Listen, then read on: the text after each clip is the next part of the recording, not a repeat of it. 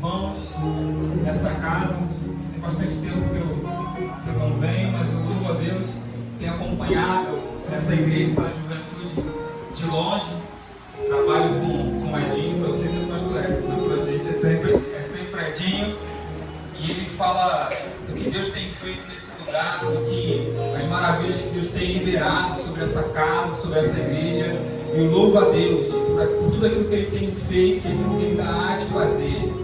É muito bom ver nesse lugar uma juventude que queima, que clama, que arde pela presença, que não se preocupa, que se desprende quando está na presença.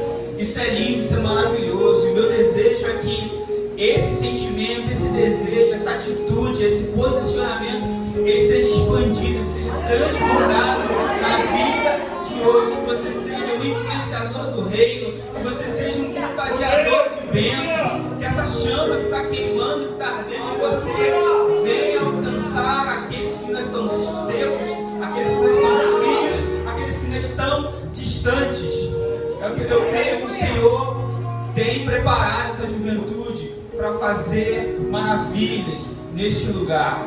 Não só neste lugar aqui onde está a igreja, mas no lugar onde cada um desses jovens está implantado. Eu tenho certeza que Deus está preparando coisas grandiosas, como na verdade já foi ministrado nesse lugar. Deus está fazendo coisas grandiosas. E meu desejo é que você esteja fluindo nesse mover. Amém? Quero convidar você a abrir a sua Bíblia. O tema proposto, ele é muito forte, mas eu fiz como um bom pregador, fiz meu dever de casa, preparei um esboço bonito, 6 páginas aqui de esboço top, pastor. Mas no caminho ali Deus se incomodou, Deus começou a falar através dos irmãos, dos louvores, e aí Deus veio falando no meu coração: olha, eu quero trabalhar isso, mas de outra forma. Aí eu, na minha intimidade, falei: pô, é Senhor, tá maneirinha aqui, pô, na moral, tá maneirinha aqui, pá, vou matar, como é que o Senhor muda agora? Ele muda. E aí veio um traz uma palavra, o outro traz outra palavra, e ele vem falando: é isso, é isso, é isso. E eu fiquei ali fora ali com o meu filho, e eu ainda ali falei: pô, prontinho, faz isso comigo não. Mas eu louvo a Deus, eu creio que Deus ele vai falar na medida e na porção que Ele desejar. Eu sei que o tema foi baseado ali em Isaías 53. Eu tenho certeza que os irmãos já têm sido ministrados sobre esse tema, mas eu quero convidar você a fluir no Espírito nessa hora. Abrindo sua Bíblia lá no Evangelho de Mateus, no capítulo 25. Você vai entender, a gente não vai fugir do tema, mas eu quero levar você a ler comigo lá em Mateus, no capítulo 25, ali a partir do verso 14.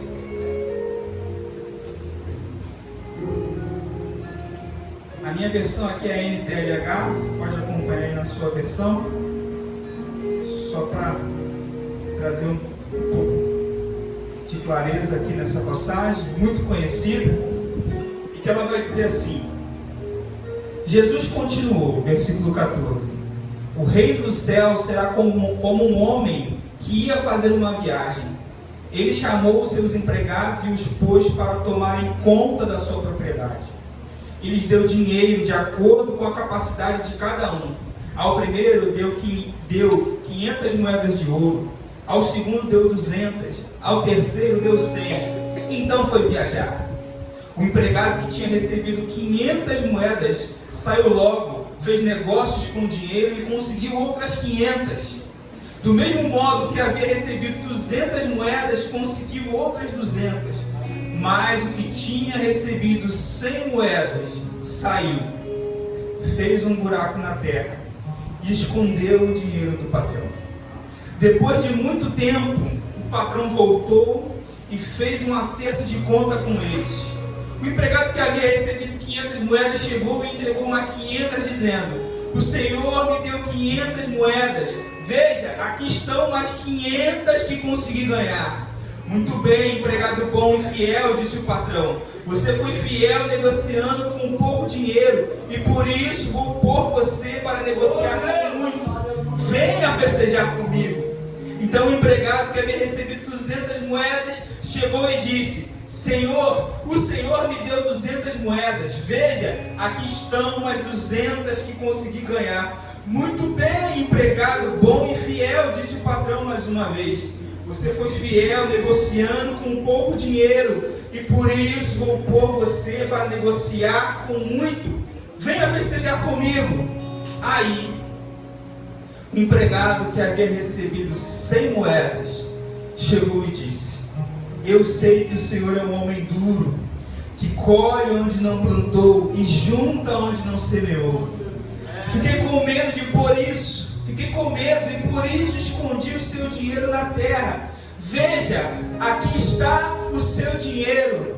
E o 26 vai dizer: empregado mau e preguiçoso, disse o patrão, você não sabia que colho onde não plantei e junto onde não semeei? Por isso você devia ter depositado meu dinheiro no banco, e quando eu voltasse, o receberia com juros. Depois virou-se para os outros empregados e disse: tirem dele o dinheiro que dei ao que tem 1000 moedas, porque aquele que tem muito receberá mais, e assim terá mais ainda. Mas quem não tem, até o pouco que tem será tirado dele. E joguem fora na escuridão o empregado inútil. Ali ele vai chorar e ranger os dentes de desespero. Feche os seus olhos nesta noite.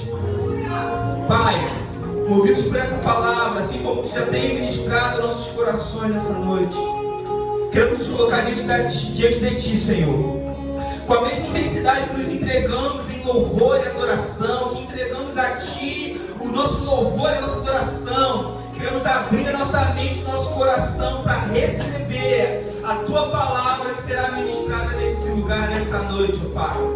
Fala conosco, ó Pai, na porção que nós necessitamos, não aquilo que queremos ouvir.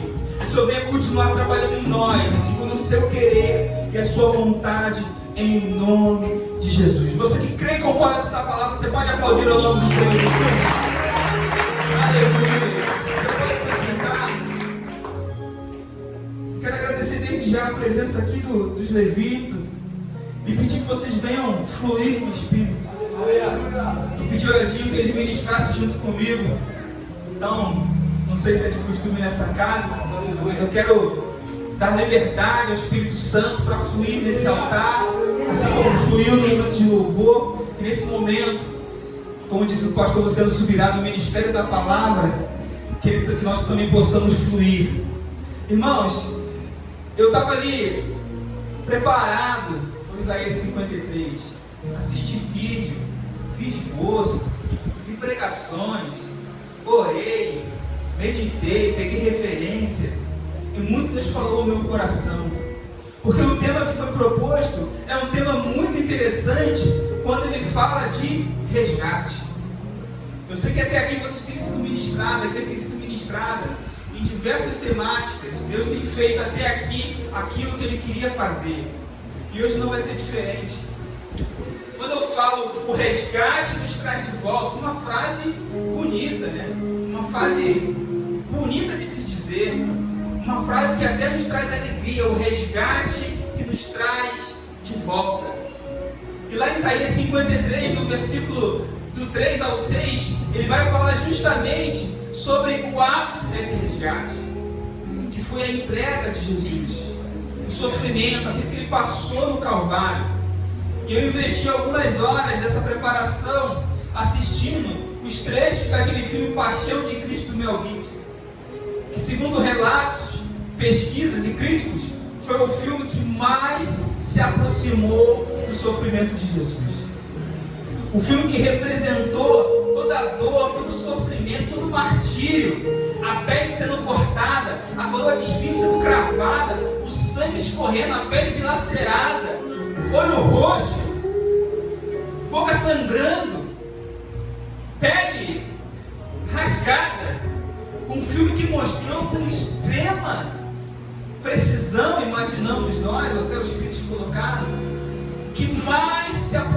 amor, do sofrimento de Jesus. Falar de resgate é lembrar daquele que nos resgatou. E é lembrar de como ele nos resgatou. Uma morte terrível. Morte de cruz.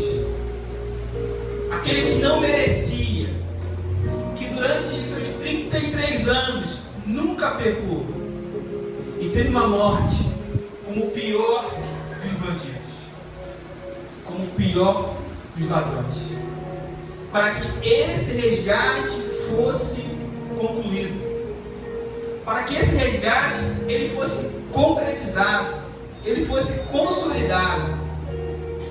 E só por isso, hoje eu e você somos livres, estamos aqui, porque um dia alguém se dispôs a fazer um sacrifício maior para resgatar a mim e a você.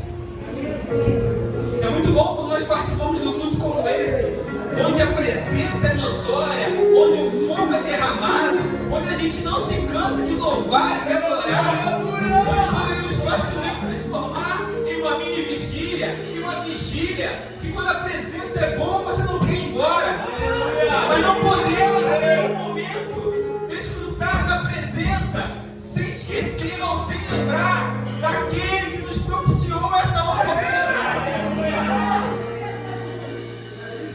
e o propósito no qual ele nos resgatou.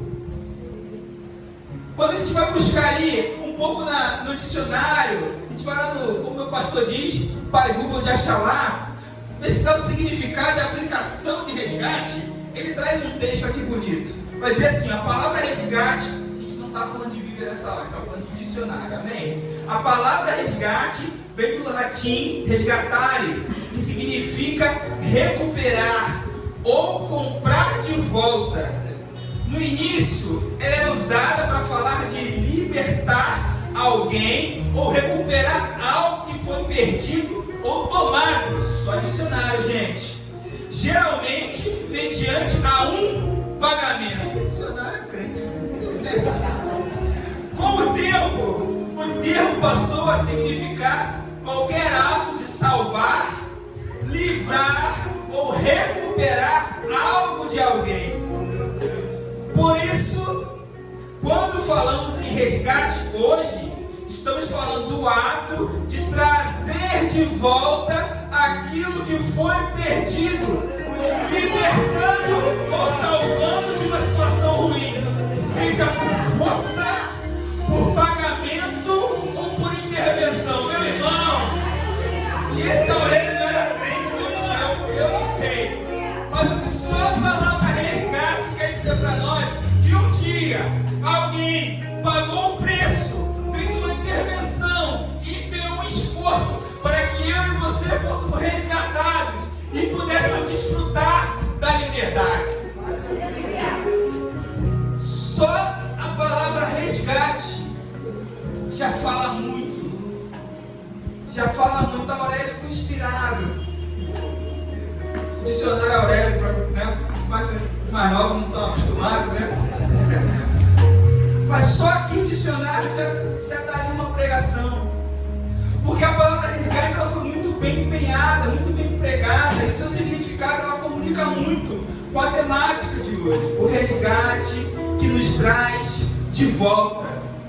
É lindo ver que alguém um dia se desprendeu ou abre mão de toda a sua glória, de toda a sua majestade e se humilhou, se diminuiu para se igualar a nós, a ponto de se submeter à vida humana e se sacrificar para que eu e você tivéssemos vida. Mas não é nesse ponto que eu quero refletir com os irmãos nessa noite. O Senhor me incomodava muito enquanto as ministrações aconteciam. Era sobre, o tema era, chegou o avivamento. Chegou o avivamento. Era lindo, a gente via a igreja pulando, saltando, queimando, fogo descendo. E aí, nesse momento Deus colocou uma palavra no meu coração, soprou algo no meu ouvido. E Ele disse assim: o que você está fazendo com o avivamento que eu tenho derramado? Clamamos, buscamos, jejuamos, pastor, como bom crente que somos, fazemos a nossa parte, buscando o Senhor, um derramamento de poder, de glória, de graça, de manifestação sobrenatural do Espírito. O Senhor ouve o nosso clamor, ouve a nossa petição, Ele vem e derrama, como tem derramado nesses 3 dias. A casa pega fogo, o fogo desce, as paredes se estremecem, vidas são restauradas, vidas são transformadas, corações são ativados e quem consegue queimando pelo Senhor. Mas o Senhor pergunta algo mais: e o que você faz depois que o fogo queima?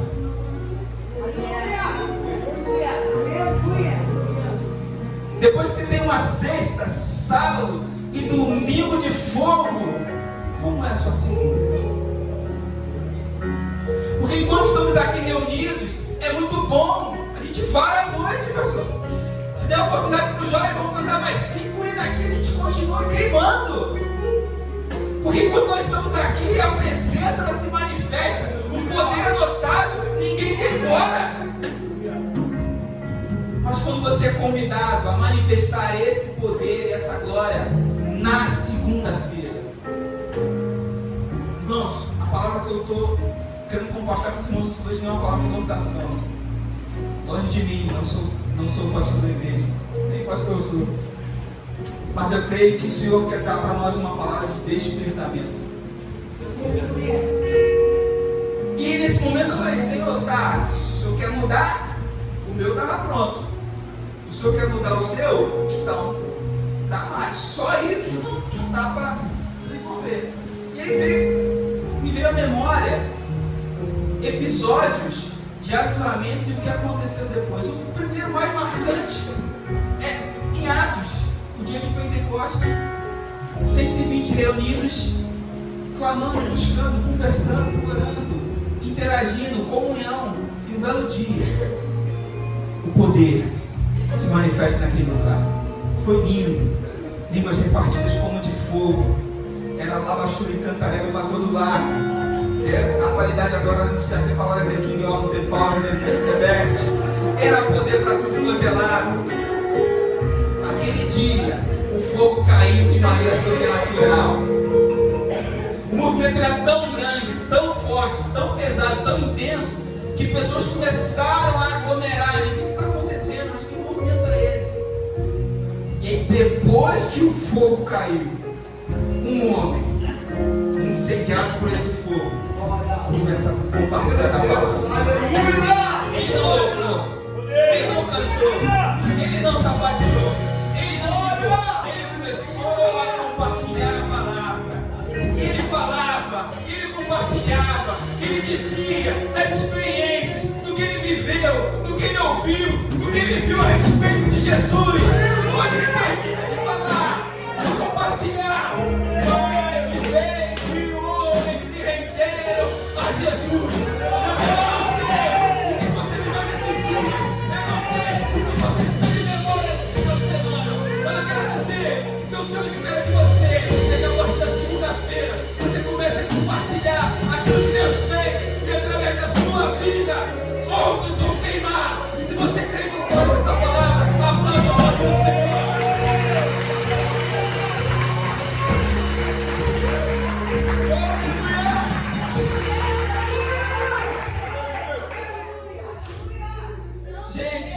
A coisa mais fácil da igreja é queimar na igreja. Hoje eu sou de uma igreja batista, mas durante mais de 20 anos eu fui da Metodista Verdeana, tipo uma assembleia. E eu fui adolescente jovem num tempo em que, com o toque do pandeiro,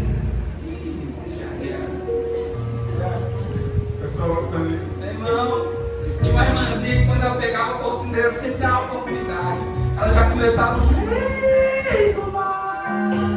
irmão, a igreja incendiava.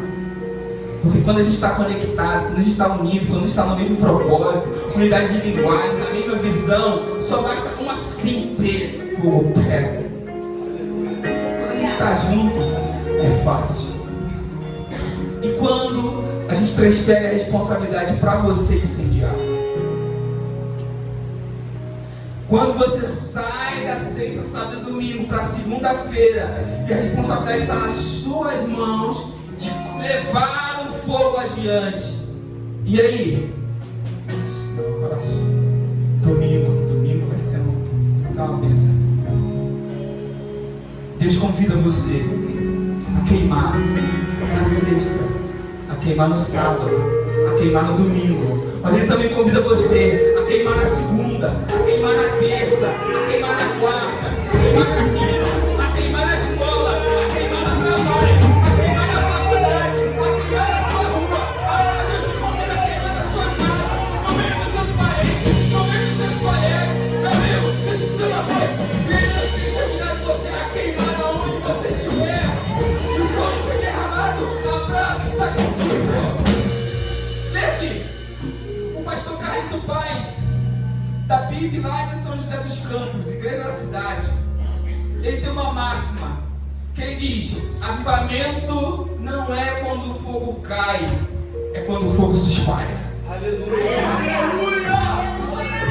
Avivamento não é quando o fogo cai, é quando o fogo se espalha. Porque se aqueles homens, aqueles 120, fogo caiu, e se eles ficassem ali só, oh, aleluia, glória a Deus, oh, tá lindo, tá gostoso, vamos ficar mais um pouco, vamos ficar mais um pouco. E tem mais de 3 mil pessoas lá fora, o que está acontecendo? Não, vamos ficar aqui tá bom, aqui tá gostoso, aqui tá lindo, e tal. Não teriam alcançado mais de 3 mil homens. E quando nós estamos queimando aqui, é muito bom, nos fortalecemos, nos ativamos, nos avivamos, mas é lá fora que nós cumprimos o propósito.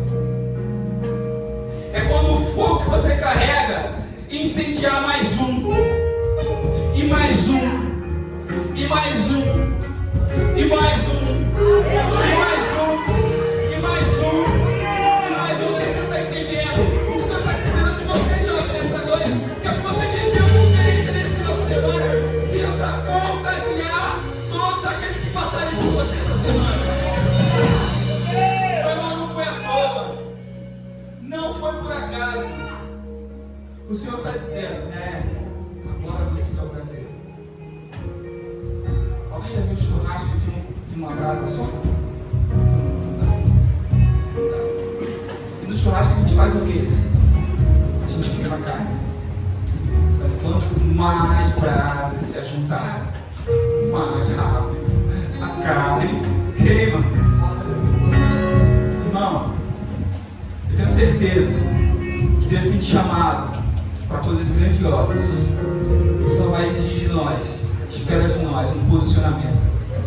Deus, Ele sempre está disposto a fazer. Deus, Ele sempre quer fazer. Eu aprendo na Bíblia. A Bíblia nos ensina, nos relata, nos traz como máxima que o Espírito Santo Ele está conosco, Jesus está conosco. A própria Bíblia vai dizer que eu estarei convosco todos os dias até a consumação do século. Ele está conosco. Mas eu aprendo na palavra que o fato de Ele estar aqui presente não significa que Ele vá se manifestar, a menos que Ele seja provocado. Porque Ele não faz. Quando nós preparamos o ambiente, quando nós começamos a entregar o nosso louvor, a nossa adoração, você provoca a manifestação do Espírito que já está presente. E quando ele se manifesta, a gente já sabe, alguma coisa acontece. Mas eu não vi nenhum lugar da Bíblia dizendo que isso só é permitido na igreja. Você tem provocado a manifestação do Espírito por onde você passa. Gente, eu tive que fazer uma conta básica lá. Eu sou líder de adolescentes lá na igreja. A gente tem pelo menos aí uns 35 adolescentes. É próprios. São bênçãos, graças a Deus. Lá a gente trabalha com a faixa etária de 12 a 17 anos. E eu sempre falo para eles o seguinte: a nossa preocupação não é de ganhar ganhar uma multidão. Calma, não é heresia não, calma. Nossa preocupação não pode ser em ganhar uma multidão. A nossa preocupação tem que ser em ganhar um, e mais um, e mais um, e mais um, e mais um. Mas não sabe por quê? Porque quando a gente imagina, você vê um culto, aí só tem uma pessoa ali, você fala, só uma pessoa no culto. Faz o culto aqui rapidinho, né? A gente acaba logo, só tem uma pessoa. Então você fala em fazer um movimento e você convidar, você fala, não, mas veio pouca gente. Aí eu digo para eles que a gente fala no coletivo, mas o Senhor, Ele fala no individual. Se nós, como igreja, aqui temos mais ou menos umas 50 pessoas, mais ou menos, em um ano, 12 meses, 52 semanas, 365 dias, você se dedicasse a ganhar uma pessoa para Jesus, estou falando uma. Vai se dedicar em ganhar uma pessoa para Jesus esse ano. O pastor vai se dedicar a uma, e ela mais uma, e ela mais uma, ela mais uma. E esse ano você vai parar, você vai orar, você vai jejuar, você vai convidar, você vai ter um tempo de qualidade, você vai sentar junto, você vai estar por perto, você vai ajudar, vai oferecer amor. E essa uma, investe nela, ora por ela. E se você no final do ano ganhar essa vida para Jesus, se a igreja desse ano tinha 50, vira o ano com 100. E se continua focando em uma, vira o ano com 200. E se continua focando, vira o ano com 400. E vira com 800. E vira com 1.600. E vira com 3.200. E daí para você vai fazer a conta de cabeça. Deus está dizendo então que não é para evangelizar. Não, eu estou dizendo que muitas vezes a gente olha querendo alcançar a multidão, mas esquece do um que está perto. Eu posso queimar com esse um que está perto. E quando esse aqui foi incendiado comigo, opa, já são 2 brasas, vamos incendiar mais esse aqui. E aí incendiamos mais um, opa, já são 3, vamos incendiar mais um. E aí opa, são 4, vamos incendiar mais um. Você está entendendo tudo isso que eu vou falar com você nessa noite? Mas o começo, o start, o início é agora. Não foca na multidão, foca em um. E mais um, e mais um. Deus é que agir através de você. Você fala assim, mas eu não tenho nenhum amigo não crente. Acontece às vezes, né? O crente tem a mania de só se relacionar com crente. A gente pega aquela passagem que diz que não, se não se assina na rosa de escarnecedores, fala, não, bora. Todo mundo que não é crente, eu estudo no meu Instagram. Quem não for crente na escola, olhar no centro perto. É assim, vamos sair, só sai crente, né? Vamos ver o filme, só vê o filme crente. Como é que queima na vida do outro só não crente? A gente está num movimento de célula na igreja, o pastor tem ensinado muito isso. E ontem tivemos um seminário, o pastor ele chegou, o pastor disse assim, meu Deus, como é que eu vou evangelizar se eu só tenho amigo crente? E ele ficou, como que eu vou evangelizar? Aí Deus deu uma estratégia para ele, já sei, vou entrar na academia. O que menos tem na academia é crente, né? Aí ele falou, vou entrar na academia. Ele falou, entrou na academia o pastor. Aí começou a malhar, fazer exercício. Ele começou a pegar amizade com um, amizade com o outro, e amizade. Quando ele foi ver, ele falou, eu estava cheio de não crente. Toda vez que eu ia para a academia, eu tinha a oportunidade de falar de Jesus com uma pessoa diferente. Estava lá. Tem como dividir o aparelho aí?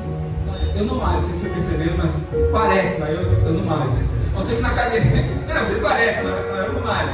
Eu sei que na academia tem isso. Que a pessoa que tem o chip assim igual eu, a gente vai na academia tipo 2 vezes, entendeu? Quando vai fazer o exame, quando vai pagar, aí não volta mais. E você está na academia fazendo aquele exercício, mas sempre chega alguém e fala assim, como a gente dividir, revezar? Tu malha, gente?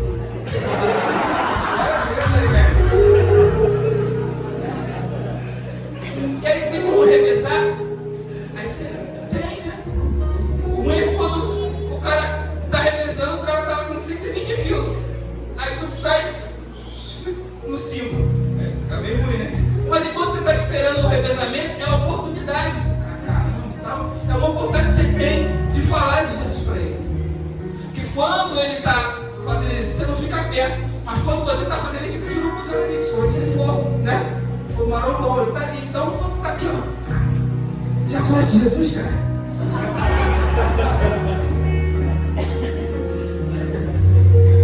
Cria oportunidade para queimar a vida daqueles. Porque queimar não é só falar de choro e cantaré. É você evidenciar. O avivamento, ele não aponta só para o derramamento do fogo, ele aponta para a transformação de mentalidade. Quando é Pedro, ele levanta as autoridades, depois que foi incendiado, ele começa a falar, os autoridades, o que é isso? Homens iletrados, do jeito de você, analfabetos, falando desse jeito, com uma linguagem culta, rebuscada, né, bem empregada. Como isso? Quando o fogo caiu, a mentalidade daqueles homens foram transformadas. Antes do fogo, escondido, vamos morrer. Imagina, vamos orar baixinho. Por quê? Porque a multidão só percebeu os 120 depois que o fogo caiu. Eu entendo que antes do fogo estava como?